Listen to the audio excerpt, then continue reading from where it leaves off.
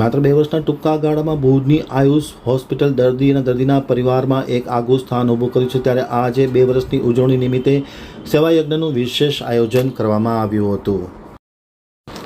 ભુજની આયુષ હોસ્પિટલ માત્ર 2 વર્ષના ટૂંકા સમયગાળામાં દર્દીની પોતાની હોસ્પિટલ બની ગઈ છે અને દર્દીના નારાયણના દર્શન કરતી આ આયુષ હોસ્પિટલને 2 વર્ષ પરિપૂર્ણ થતાની સાથે આજે તંદુરસ્તીનો વિશેષ સેવાયજ્ઞનું આયોજન કરવામાં આવ્યું હતું। આ સેવાયજ્ઞની વિશેષતા એ હતી કે નિઃશુલ્ક દવાઓ આપવામાં આવી છે, નિઃશુલ્ક ઓપીડી કરવામાં આવી છે, નિઃશુલ્ક રિપોર્ટ કરી આપવામાં આવે છે, જેમાં એક્સરે, આરબીએસ, સીબીએસ અને અન્ય પ્રકારના રિપોર્ટો પણ કરી આપવામાં આવ્યા હતા। સાથોસાથ cardiology, general medicine, paediatric, neurosurgeon, joint replacement, orthopaedic, gynaecology, urosurgery, general surgery, ENT સહિતના વિભાગોમાં દર્દીઓને વિશેષ સુવિધા આપવામાં આવી હતી। આમ તક ટીવી સાથેની વાતચીતમાં માહિતી આપતા ડૉક્ટર વાઘેલાએ જણાવ્યું હતું કે માત્ર 2 વર્ષના ટૂંકા ગાળામાં દર્દીમાં એક પ્રકારનું સ્થાન ઊભું કર્યું છે। દર્દી નારાયણના દર્શન કર્યા છે અને ખૂબ જ કિફાયતી ભાવે ઉપરોક્ત સુવિધાઓ પૂરી પાડવામાં આવી રહી છે। 2 વર્ષ પરિપૂર્ણ થતાની સાથે આજે તંદુરસ્તીનો વિશેષ યજ્ઞ શરૂ કરવામાં આવ્યો હતો। મોટી સંખ્યામાં ભુજ અને તેની આજુબાજુના વિસ્તારમાંથી દર્દીઓ આવ્યા હતા। તેમને વિશેષ પ્રકારની ટ્રીટમેન્ટ આપવામાં આવી હતી, વિનામૂલ્યે ટ્રીટમેન્ટ આપવામાં આવી હતી અને આમ આયુષ હોસ્પિટલે માત્ર 2 વર્ષના ટૂંકા સમયગાળામાં દર્દીની પોતાની હોસ્પિટલ બની ગઈ છે।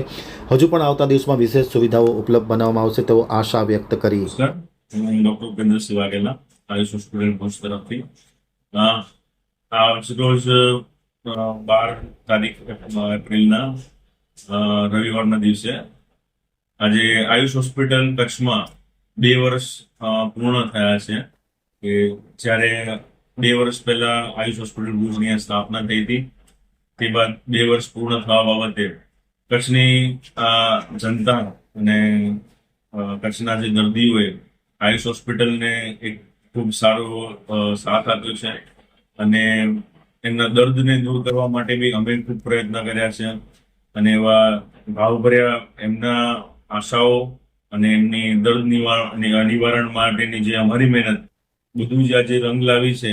તો એ નિમિત્તે અમે આજે એક કચ્છના બધા દર્દીઓ એક સજાગ રહે, સારા થાય તે બાબતે એક નિઃશુલ્ક એવો એક સેવા યજ્ઞનો કાર્યક્રમ ગોઠવ્યો છે, જે આજે દરેક વિભાગના ઓલમોસ્ટ ગણો કે 18 એવી સ્પેશિયાલિટીના અલગ અલગ ડોક્ટર એમની તપાસ કરે, એમની પ્રાથમિક તપાસ થાય, કોઈ છુપાયેલા રોગ હોય તો એની જાણકારી મળે, કે જે અમુક પીડિત હોય એને સારું માર્ગદર્શન મળે અને જે પીડામાં હોય એવા દર્દીઓને સારી સારવાર મળે એ બાબતે આજે સેવા યજ્ઞનો કાર્યક્રમ ગોઠવેલ છે।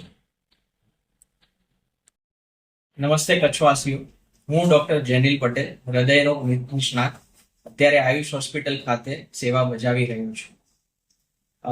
અમારી આયુષ હોસ્પિટલ જે ભુજમાં એપ્રિલ 2024માં શરૂ થઈ હતી અને આજે 2 વર્ષ પૂર્ણ થયા છે।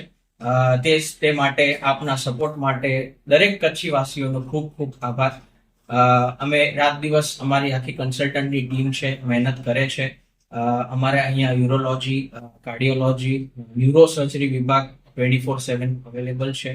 તે ઉપરાંત આપણી પાસે medicine, gynaecology, paediatrician, ENT specialist પણ અત્યારે આવી ગયા છે અને સીવીટીએસ સર્જન, વાલ્વની સર્જરીઓ કે બાયપાસની સર્જરીઓ ટૂંક સમયમાં આપણે આયુષ્માન કાર્ડમાં અવેલેબલ કરીશું।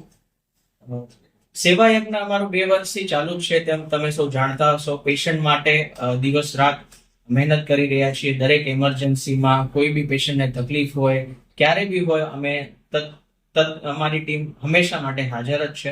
અને સર, હૃદય રોગ આવવાનું મુખ્ય કારણ અને એના શું ઉપાયો છે? હૃદય રોગ આવવાનું આજે મુખ્ય કારણ જે નાની ઉંમરમાં થઈ રહ્યા છે અને જે લોકો ગભરાઈ રહ્યા છે કે જીમમાં પડી જાય છે કે અચાનક નવરાત્રીમાં ગરબા કરતા અચાનક તકલીફ થાય છે, તેનું મુખ્ય કારણ હું કહું તો સ્ટ્રેસ છે। આજે જે લોકોનો જે સ્ક્રીન ટાઈમ વધી રહ્યો છે, જે મોબાઈલ, લેપટોપ જે લોકો સ્ક્રીન ટાઈમ જુએ છે, એના લીધે લોકોની જે ફિઝિકલ એક્ટિવિટી છે કે આપણે અત્યારે હમીરસર ઉપર ચાલીએ કે એ બધું લોકોનું ઓછું થઈ ગયું છે। તેના લીધે કહેવાય કે એક ફિઝિકલ એક્ટિવિટી ના હોવાના લીધે લોકોમાં સ્થૂળતા વધી રહી છે, કોલેસ્ટ્રોલનું પ્રમાણ જે વધી રહ્યું છે અને લાંબા સમયમાં પેશન્ટને કહેવાય કે હૃદયમાં કે મગજમાં કે પગની નળીઓમાં ચોકઅપ કહેવાય આપણે બ્લોકેજ, એ શક્યતા વધી રહી છે। સ્ટ્રેસ એક છે, તે ઉપરાંત વ્યસનો છે કે જેવા સ્મોકિંગ કહીએ.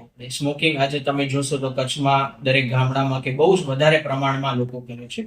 તે હું રિક્વેસ્ટ કરીશ કે પ્લીઝ અવોઇડ કરો. સ્મોકિંગને બંધ કરો જેટલું બને એટલું જલ્દી. સ્મોકિંગ છે, ટોબેકોનું સેવન છે, ગુટકા છે, એ આપણે ઓછું કરવું જોઈએ. ભલે આપણે સ્ટ્રેસ હોય, આજે લોકો મને ઓપીડીમાં કહેતા હોય કે સ્ટ્રેસ છે એટલે સ્મોકિંગ કરું છું. ના, સ્ટ્રેસના લીધે સ્મોકિંગ એનું કોઈ સોલ્યુશન નથી. સ્ટ્રેસના લીધે તમે સમયસર ફ્રેશ આહાર ખાઓ, સાદા આપણે ફ્રૂટ્સ અહીંયા આજે કચ્છમાં કેટલું સરસ મળે છે, વેજીટેબલ્સ, એનું સેવન કરો. તમે સારો આહાર કરો, તળેલું, તીખું, મસાલાવાળું તે ખાવાનું ઓછું કરો.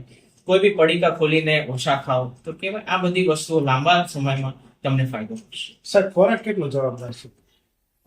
ખોરાક એક રિસ્ક ફેક્ટર છે. ખોરાકમાં આપણે જે મસાલાવાળું તીખું તળેલું ખાઈએ છીએ એના લીધે આપણું જે શરીરમાં કોલેસ્ટ્રોલ છે એ વધઘટ થાય છે. ખરાબ કોલેસ્ટ્રોલ જે એલડીએલ કહેવાય એ વધે છે. સારું કોલેસ્ટ્રોલ એચડીએલ જે કહેવાય છે એ ઘટે છે. એના લીધે જે ઇમ્બેલેન્સ થાય છે, જેના લીધે હાર્ટની નળીઓમાં બ્લોકેજ વધે છે. કોલેસ્ટ્રોલ ધીમે ધીમે જમા થતો જાય છે.